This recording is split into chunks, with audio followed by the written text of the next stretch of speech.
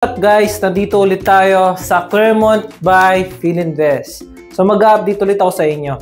So ngayon pala, yung mga available lots natin dito sa Clermont Phase 5 is kokonti na lang.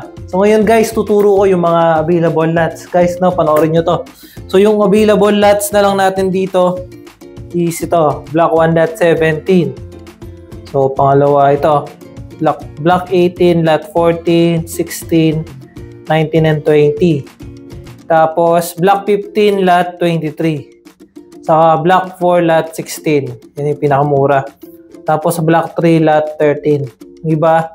Tapos Block 5, Lot 9, 14 and 16. So, yun na lang po. Ganun na lang po kakunti yung available natin dito sa Clermont by Philinvest na residential lots only.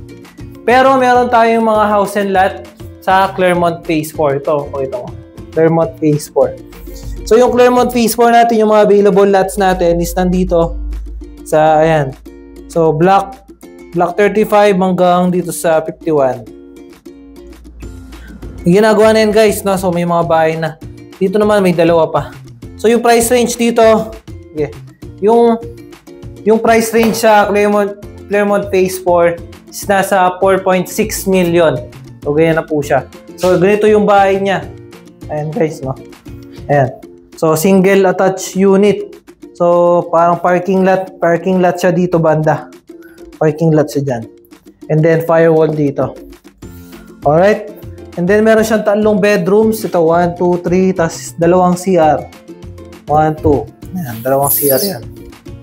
Yan po yung Clermont Phase 4. Mamaya pupuntahan natin yan sa personal. So, yung pinaka-update dito, malapit na po ulit mag-price increase. So, sa mga pinag-iisipan mag-invest dyan, pag-isipan nyo na po. Alright? Ayan. So, tara guys, samahan nyo ako. Tara, punta natin yung mga available lots.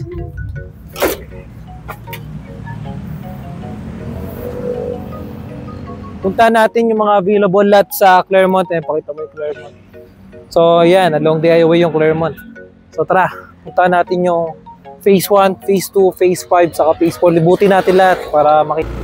Ayan guys, yung main gate natin, gagawin pa po yan. Di pa po yan yung talagang main gate natin. So, gagawin pa po yan. Trans yan.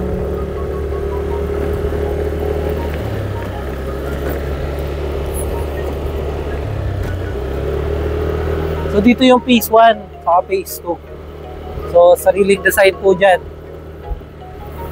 Ayan. So, dito naman yung Phase 6. So, wala pang inventory dito. Mga 2030 pa to. Ayan. And guys, no, so puntahan natin muna yung Phase 2. So, ito yung main gate ng Phase 2. Ayan. Ano natin yan, tropa. Supa. Boss! Video lang, video. Ayan.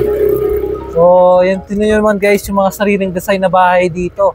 Pag lote yung investment nyo, ganyan po yung mga bahay natin. Sila po yung mga pinakamasaswerteng na nakakuha nung dati pa. Sobrang mura lang po nun. Mga 700,000 lang, gano'n. 900, 1.1, mura lang nun. Hey! Ayan, si OSC Lasty. So makikita nyo, hindi pa po nakatayo yung mga bahay dyan, pero sold out na po to.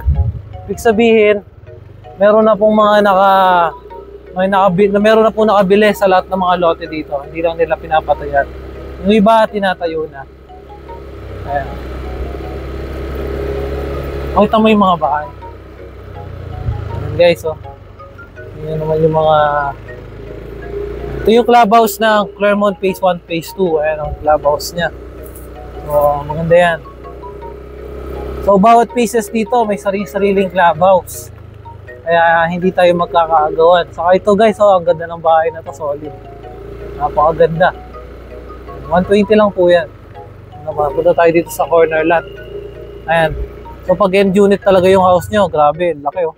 Pakita ko yan. Lupit. Ganyan kalaki yung magiging bahay nyo. Grabe, ganda. Lupit. Simple lang yung sasakyan niya, pero ang ganda ng bahay.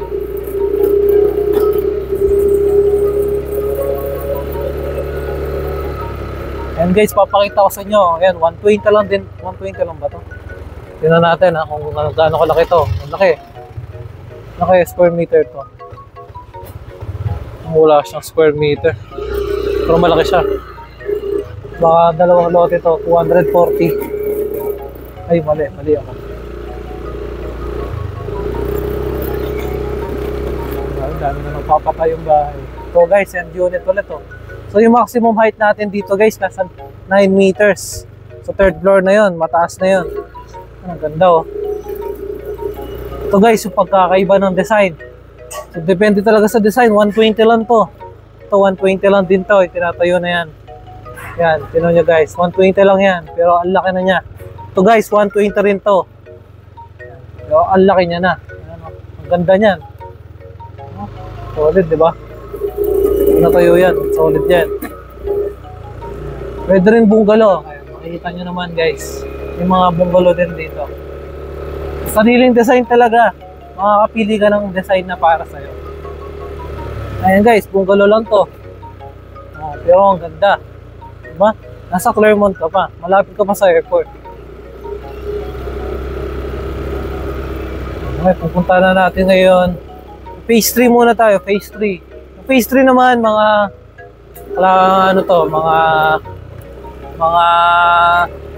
townhouse siya. Ayan, ito yung phase 3. Townhouse siya, townhouse. So, mga dikit-dikit na bahay yan. Presyohan dyan, nasa 1.8, 2 million. Yung presyohan. May sarili ding clubhouse yan.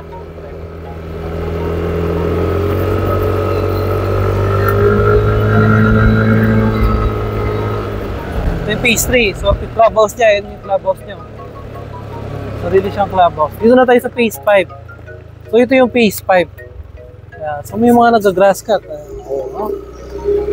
Yung phase 5 guys, ito yung mga residential lots only. So, sariling design din dito.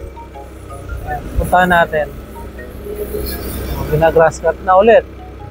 So, ayan guys, dito yung clubhouse, itatayo yung clubhouse.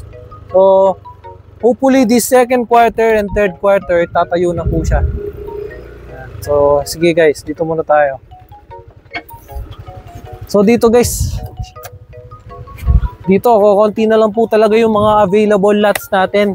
Isa na lang po yung combined lots, yung nandun sa Block 18. And lahat, mga tigi-isang lote na lang. Lahat ng mga available. Lahat ng mga available, tigi-isang lote na lang. Ayan guys, so, kung morning sun yung investment natin, kitang-kita natin yung Mount Arayat. Kung naman afternoon sun, kitang-kita mo yung bundok ng Tarlac. Alright? Ayan, ganyan kaganda. Kasi kung dito ka nakatira, malapit ka sa Clark, malapit ka sa NLEX, malapit ka sa airport. Tapos malapit ka pa sa Philippine National Railway. Kaya saan ka pa? Grabe, napakabilis ng appreciation dito dahil sa mga development na yon. Siyempre, balang araw, mapapakinabangan natin lahat yon sa future. Alright? So sa mga gusto ng reservation, site viewing, saka virtual site viewing, kindly contact me dito sa Facebook ko, saka sa Viber ko. Ako po, tutulungan ko po kayo. Ibibigay ko po yung mga talagang advantage niya, saka disadvantage niya. Hindi po ako maglilihim sa inyo. So maraming salamat po sa panonood. This is Johnny Alasio, your trusted broker consultant. Tara na, mag-reserve na tayo.